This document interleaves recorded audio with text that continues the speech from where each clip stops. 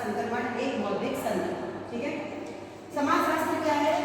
एक ऐसा शास्त्र जिसमें हम समाज के बारे में जानकारी लेते हैं, मनुष्य कैसे उठता है, चलता है, फिरता है, ये सब उसको समाज में समझाया जाता है। अब हमें चूंकि समाज से तो पढ़ा ही रहे, लेकिन हमने एक सामाजिक दर्शन भी शब्द इसमें जोड़ा है। सामाजिक दर्शन मतलब होता है वो वैज्ञानिक जो अपने अपने विचार रखते हैं समाज के बारे में, समाज का अध्ययन करते हैं, फिर उनका निरूपण करते हैं और अपने विचारों को एक सब्जेक्ट विषय से जोड़ देते हैं, जो एक समाजशास्त्र दर्शन बनता है। ठीक है, तो हमें पढ़ना है यहाँ समाज के दर्शन के बारे में।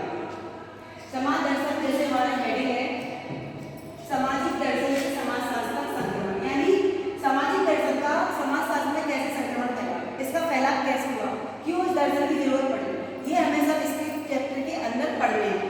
तो अगर हम जब आगे बढ़ते हैं, इसके बारे में जानकारी लेंगे, तो हमारे एक आते हैं सबसे पहले राइटर जो फ्रांसीसी विद्वान थे, ऑगस्ट कॉम्टे। इन्होंने ऑगस्ट कॉम्टे के बारे में अगर हम जानकारी लें तो इन्होंने सबसे पहले सन 1838 में अपने विचार प्रस्तुत किए और उन्होंने बताया सबसे पहले अपने विचारों में ये बताया कि ये सामाजिक घटना है, ये वैज्ञानिक ढंग से अध्ययन करना होगा। यानी हमें अगर समाज के बारे में कोई घटनाओं की जानकारी लेनी है तो सबसे पहले उसके बारे में हम जानेंगे, उसका निरीक्षण करेंगे, तब हम उसको वैज्ञानिक ढंग से उसको दूसरों के सामने ला सकते हैं। ऐसा नहीं कि आपने पहले अध्ययन कर लिया और डायरेक्टली लोगों के सामने पे उनको हम वैज्ञानिक ढंग से रखेंगे, तब लोगों के बारे में इसको समझाएंगे। तो इन्होंने सन 1838 में ऑगस्ट कॉम्टे ने अपने विचारों को रखना शुरू किया और ये जब अपने विचारों तक पहुंच गए तो इन्होंने ऑगस्ट कॉम्टे ने सबसे पहले एक सिद्धांत दिया था सामाजिक भौतिक। ठीक है, इन्होंने अपना एक सिद्धांत दिया सबसे पहले, ये इनका सिद्धांत था सामाजिक भौतिक। इन्होंने क्या बताया सामाजिक भौतिक में? ऑगस्ट कॉम्टे कहते हैं सामाजिक भौतिक एक ऐसा है जिसमें हम एक विज्ञान विषय के बारे में लगभग 175 वर्ष पूर्व पुराना है। जो हमारा समाजशास्त्र है वो एक हमारा कितना 175 वर्ष पूर्व पुराना है और ये विज्ञान से के विषय से रिलेटेड भी है। ठीक है, क्योंकि इसमें हम पुरानी चीज़ों को भी जोड़ के चलते हैं, लोगों के विचार, लोगों की धारणाएं, ये सब हम पहले से भी जोड़ के चलते हैं, इसलिए इसको एक वैज्ञानिक भी कहा जाता है। अब वो आगे बढ़ते हैं तो इन्होंने इस शब्द को चेंज किया, फिर जब ये आगे उन्होंने अध्ययन किया तो 1838 में इन्होंने सामाजिक सिद्धांत को किससे जोड़ दिया? एक समाजशास्त्र से, यानी कि सामाजिक दर्शन से, और इन्होंने समाजशास्त्र इसको बना दिया, इसका नाम इन्होंने समाजशास्त्र रख दिया। ठीक है, अभी इन्होंने पहले क्या कहा था? सामाजिक भौतिक है, लेकिन उसको चेंज करके इन्होंने समाजशास्त्र का नाम बदल दिया। कब रख दिया उन्होंने? 1838 में। अब आगे हम चलते हैं, उसके बाद एक दूसरे आते हैं रॉबर्ट बीरेस्टेड। इन्होंने भी समाज के बारे में अपनी धारणाएं प्रस्तुत की। पहले आए थे हमारे ऑगस्ट कॉम्टे, दूसरे कौन आते हैं हमारे? रॉबर्ट बीरेस्टेड। रॉबर्ट बीरेस्टेड का कहना था कि लोग क्या करते हैं, अपनी धारणाएं अपने पहले से ही जोड़ लेते हैं, उनको अपने विचार मन में ला देते हैं, यानी वो अमूर्त चिंतन करते हैं। अमूर्त चिंतन यानी क्या होता है? जिन चीज़ों को हमने देखा नहीं है, स्पर्श भी नहीं किया है और हमारे मान लेते हैं, बिना देखा हुआ, बिना छुआ हुआ, बिना स्पर्श किया हुआ, और हम उनकी धारणाएं अपने मान लेते हैं, वो अमूर्त चिंतन होता है। ठीक है, तो इनका कहना था रॉबर्ट बी का कि लोग पहले से अमूर्त चिंतन बना लेते हैं, जो चीज़ नहीं हुई है उनको मान के चलते हैं। तो ये इनकी धारणा थी, इन्होंने अपने विचार में यही बताया। और उसके बाद आते हैं रॉबर्ट बी के बाद क्या आएंगे? प्लेटो आएंगे। ठीक है, अरस्तु भी आते हैं, अलग अलग राइटर आएंगे।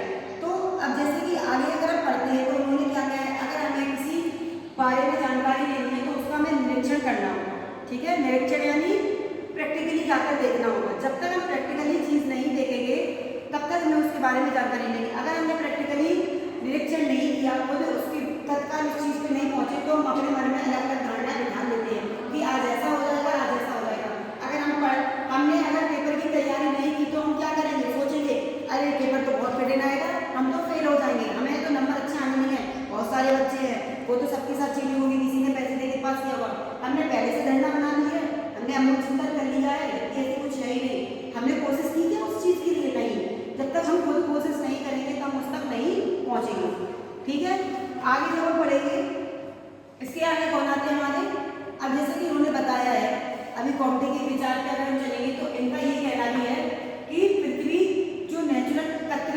होती हैं और प्राकृतिक चीज़ होती है। कृत्रिम यानी होता है जो मनुष्य के द्वारा होती है, और जो प्राकृतिक होती हैं, प्राकृतिक वस्तुएं वे होती हैं जिनको हम अपने हाथ में नहीं रहता है, वो निरंतर चलने वाली प्रक्रिया है। ये इसको मनुष्य हस्तक्षेप नहीं करता था। जैसे एग्जाम्पल देखा जाए, पृथ्वी का घूमना, ठीक है, पृथ्वी का घूमना हमारे हाथ में नहीं है। क्या हम पृथ्वी को रोक सकते हैं?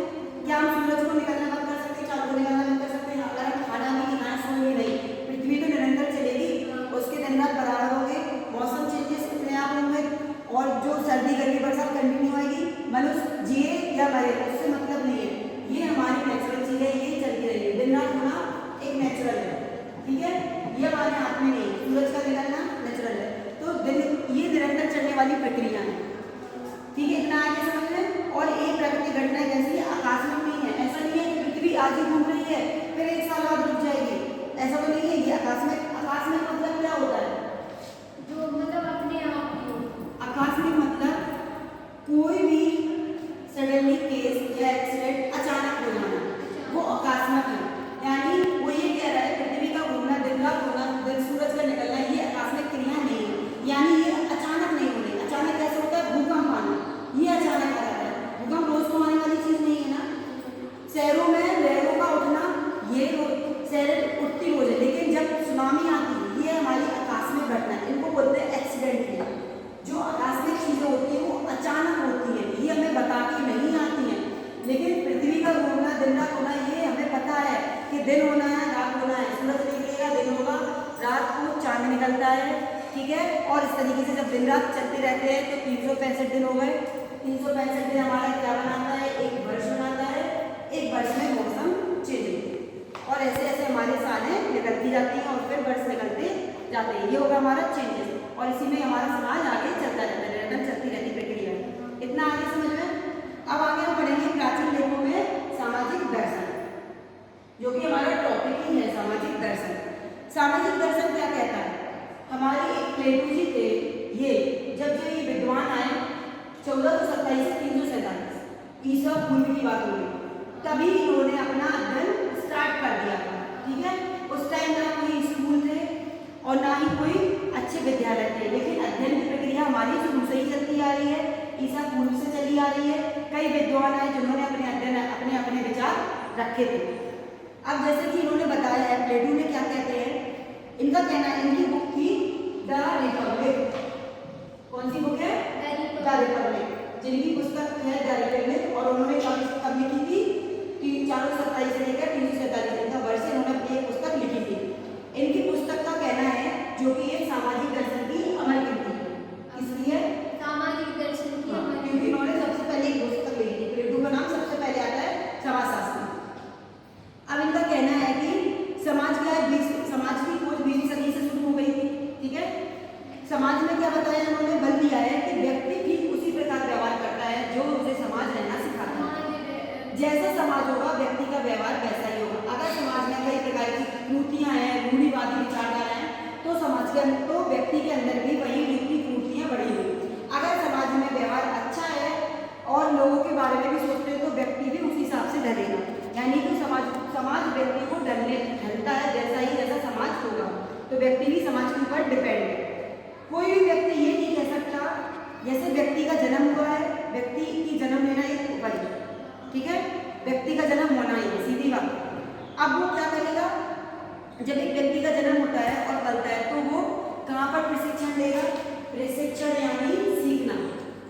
प्रशिक्षण कहाँ लेगा? समाज में, क्योंकि वो माता पिता से बढ़ के समाज में जाता है। माता पिता भी हमारे कहाँ रहते हैं? परिवार भी एक समाज के अंदर ही रहता है। परिवारों से मिलकर ही समाज बनता है, समाज से मिलकर एक समुदाय बन गया, समुदाय बनते हैं, समुदाय से समाज बन गया। तो जब वो प्रशिक्षण लेता है, मनुष्य ने जन्म लिया और वो समाज के अंदर आया और अपना एक प्रशिक्षण लेता है, तो उसमें क्या होता है? व्यक्ति का प्रशिक्षण, समाज का प्रशिक्षण व्यक्ति के व्यवहार को डालता है। समाज जैसा उसे सिखाएगा व्यक्ति वैसा ही सीखेगा, ठीक है। आया क्या समझ में? तो इस कारण व्यक्ति को किसी के रूप में व्यवहार करना समाज ही सिखाता है।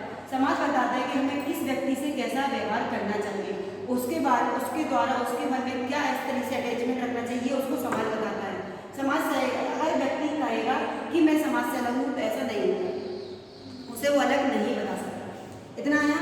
प्लेटो का विश्वास यही भी है कि व्यक्ति सीखने की पैदा हुआ, ऐसा नहीं कि बच्चा पैदा हुआ उसको रोना नहीं आता, वो तो पहले से ही रोता है। क्यों? उसको अभी भूख लगी, वो अभी भोजन के लिए रो रहा है। धीरे धीरे जब वो सीखने लगता है तो अपने आवश्यकताओं की पूर्ति के लिए रोता है, फिर विद्यालय जाता है, फिर आगे बढ़ता है, तो अपने अब वो चीज़ें समझने लगता है। तो उसको सीखने की व्यक्ति के अंदर सीखने की क्षमता जन्म से ही है। ऐसा नहीं कि तुम पैदा हो तब उसे सिखा रहे हो। कुछ चीज़ें बच्चा अपने आप जानता है। चलना दौड़ना बच्चा खुद सीखता है, ठीक है। हाथ पैर का चलाना बच्चे के अंदर पहले से ही कैपेसिटी होती है। ऐसा नहीं कि वो पैदा हुआ और आँख नहीं खोलेगा, बच्चे आँख खोलेंगे, बच्चे रोएंगे, ये सब वो करेंगे, अपने हाथ पैरों का संचालन करेंगे, ये सब बच्चे के अंदर जन्मजात क्रिया होती है, ठीक है। इतना आया समझ में। अब प्लेटू जैसे उन्होंने बताया कि एक मनुष्य का शरीर कैसा होता है, मनुष्य के शरीर में कई अंग होते हैं, जाहिर सी बात है, जो बॉडी है हमारी उसमें कई बॉडी पार्ट्स होते हैं, उनका काम अलग अलग है। यानी मनुष्य के बॉडी पार्ट को सिर्फ विभाजन किया बॉडी पार्ट है। हाथों का काम खाने के लिए यूज होता है, काम करने के लिए होता है। ऐसा नहीं कि हम हाथों से चलते हैं। पैरों का काम आगे कदम बढ़ाना होता है, हमारे मुंह का काम खाने के लिए होता है, आंखों का काम देखने के लिए होता है। आँख से हम चल नहीं सकते, हाथ से हम दौड़ नहीं सकते, ऐसा नहीं है। सारे बॉडी काम पार्ट का काम अलग अलग है। यानी मनुष्य की जो शरीर की रचना की गई है उसको हर कार्य में बांटने के अकॉर्डिंग की गई है, ठीक है। 10 मिनट्स हो गए, मुझे बता दो। ये बहुत ही नाम इम्पोर्टेंट नाम है अरस्तु का, यहाँ लिख देती हूँ मैं, अरस्तु। हमारे जो अरस्तु विद्वान आए कब आए थे? ये 384-322 ईसा पूर्व। अब ये अरस्तु का कहना क्या था, इनके बारे में आप जानते हो। इनकी अरस्तु की कृति कौन सी थी? एथिक्स तथा पॉलिटिक्स। इन्होंने एथिक्स और पॉलिटिक्स बुक लिखी। हाँ, एथिक्स और पॉलिटिक्स ये इनकी बुक्स थी, इन्होंने कृति। अगर हम इनसे पूछे कि क्या कहते हैं प्लेटो की बुक्स कौन सी थी, तो तुम बोलोगी सामाजिक पब्लिक थी, सामाजिक दर्शन, और इनकी है एथिक्स की पॉलिटिक्स, ठीक है। तो इन्होंने क्या बताया, कोई व्यक्ति संपूर्ण समाज को अपना कहने से इनकार नहीं कर सकता। किनके विचार हैं? अरस्तु के।